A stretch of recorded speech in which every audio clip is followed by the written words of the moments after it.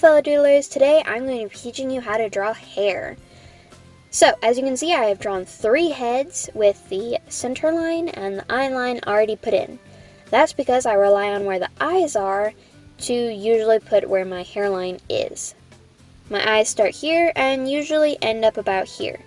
I don't want the hairline to be riding up on the eye's space, so that's why it's important to know where your eyes are. Your hairline usually starts in that space between the jawline and the circle line, just like your eyeline does. This hairline I call the blocky hairline. This here is a female hairline. If you want it to make it a male hairline, you can make it sharper.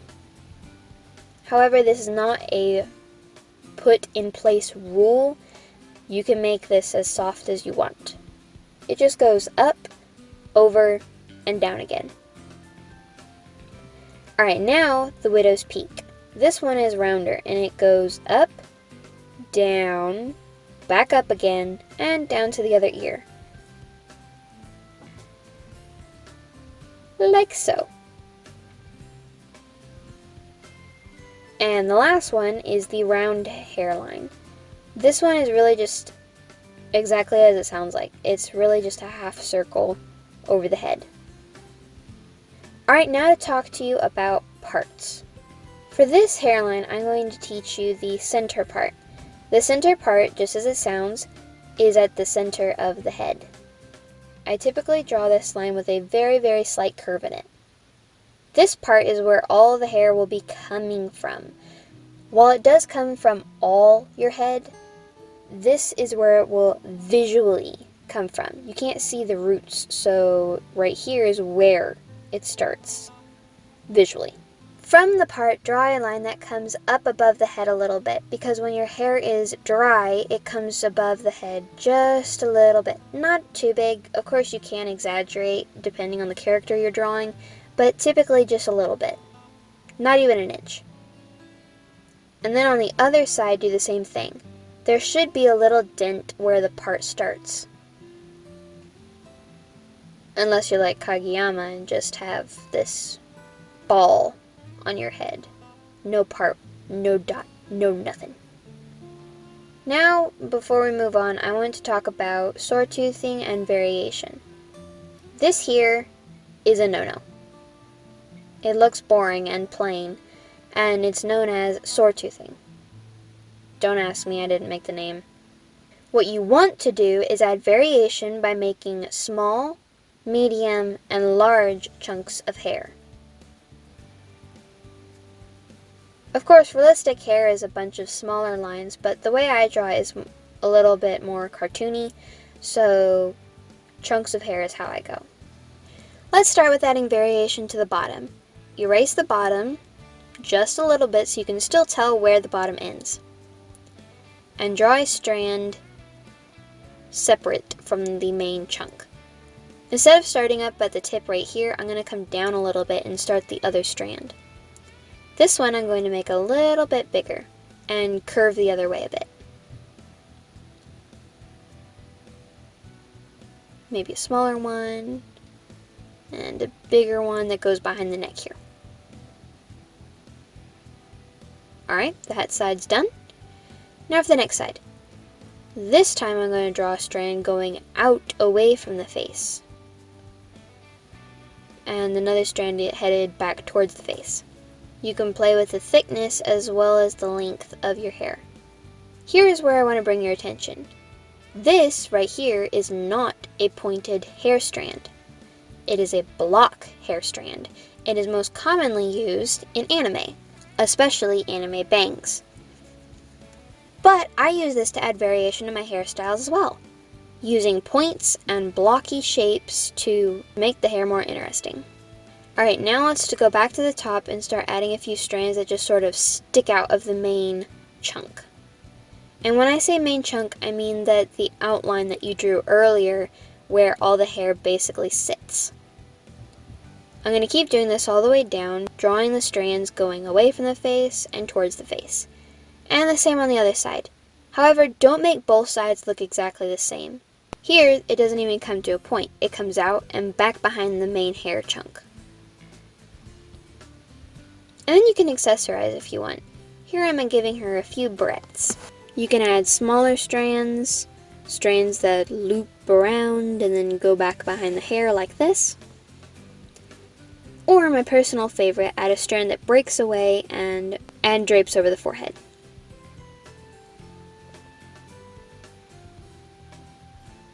Alright, for the widow's peak, I'm going to show you a deep part. The deep part is just farther on one side of the head. It can be the opposite side of the head to the one I'm using. But the basics is still the same. The hair is going to come from here, and there's going to be a dent where the line starts. Again, the hair is going to come off the head a bit. For this one, I'm going to do a little bit longer of a hairstyle. Usually, I don't actually block out the main shape of my hair and just go for it. This creates a looser hairstyle, so if you want to try that, go ahead. For this hairstyle, I'm going to put bangs in to teach you about the bang line. Block out your bang shape.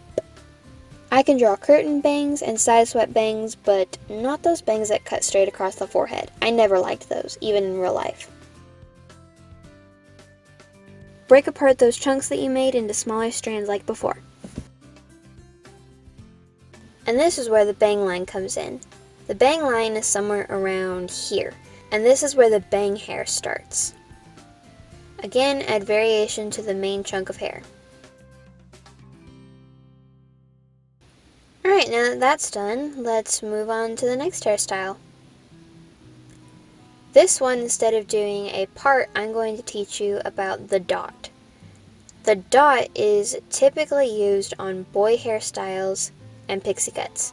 I don't think I've ever seen it used on a long hairstyle. I should try that sometime.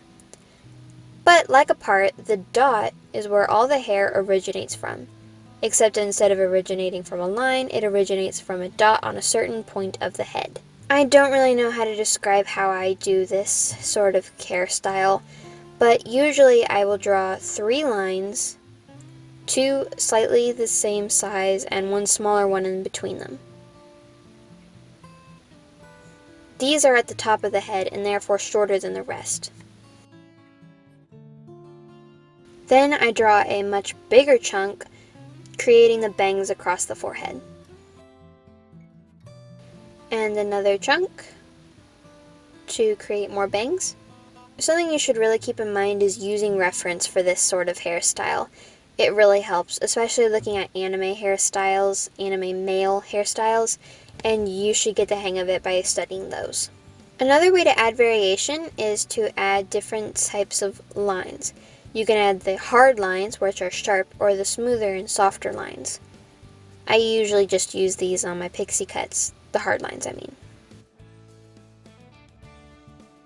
And then I like to add a shape that just sort of crosses all the others in the opposite direction or overlaps all the others. It looks more interesting. And then a few strands that just sort of brush onto the face.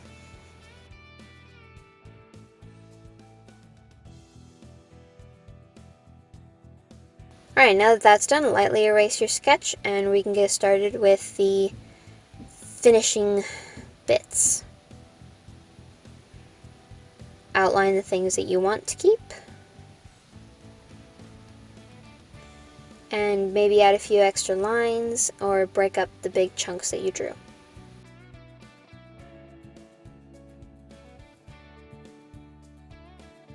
You can add a few extra lines, a few extra strands in this stage. Since it's your character, it doesn't matter. You can also add strands that don't seem to be attached to anything, like this one here. I'll show you it again. See? It just sort of stops. It doesn't go into any hair, it just stops. These are considered flyaways.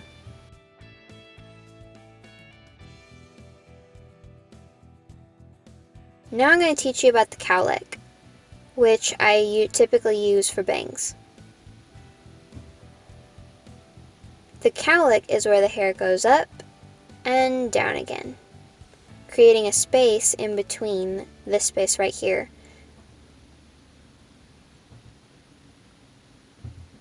Now to teach you about braids. To label these simply, I have 1 and 2.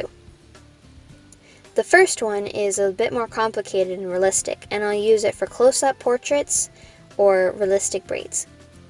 This one is for smaller braids or farther away characters.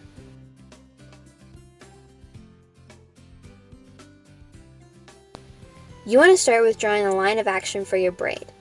The braid moves around, whether it's swinging in the wind or draping over a shoulder. It's not rigid and straight.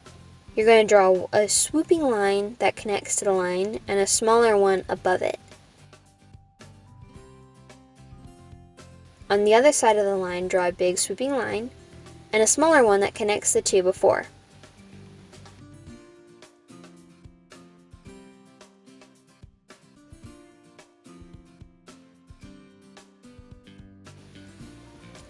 Other side, big line, and a smaller line that connects the two before.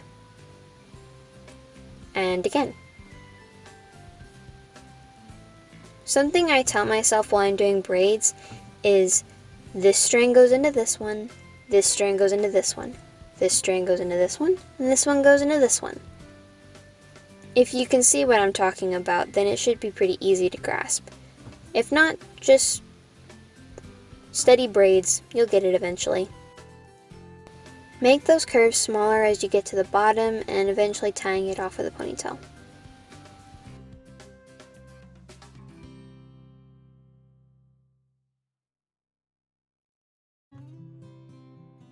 For the second braid, again draw your line of action.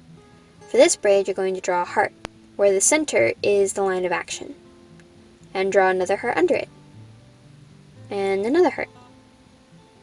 And continue this all the way down, getting smaller and smaller as you reach the near end. And tie it off with a ponytail. And that's it. This one's a lot simpler. The type of hair that you put onto a character is very important. As long as it looks like a hairstyle that the character that you're designing would have. Thanks for watching! I hope this video helped you, and if it did, be sure to leave a like before you leave, and come back next week. See you then! Bye!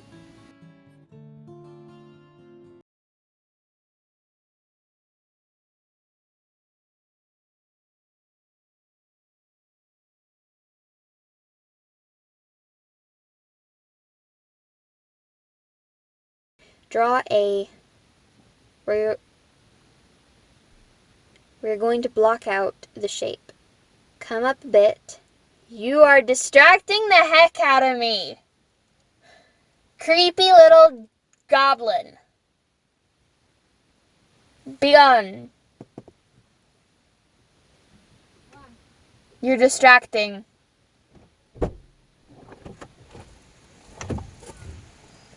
And what are you doing in here? What does it look like I'm doing? Don't know. Use your eyeballs? You're making a video? Yes. Okay. I can't make it with the door open or you watching me. Okay. I'll leave. Thank you. This is going in the video.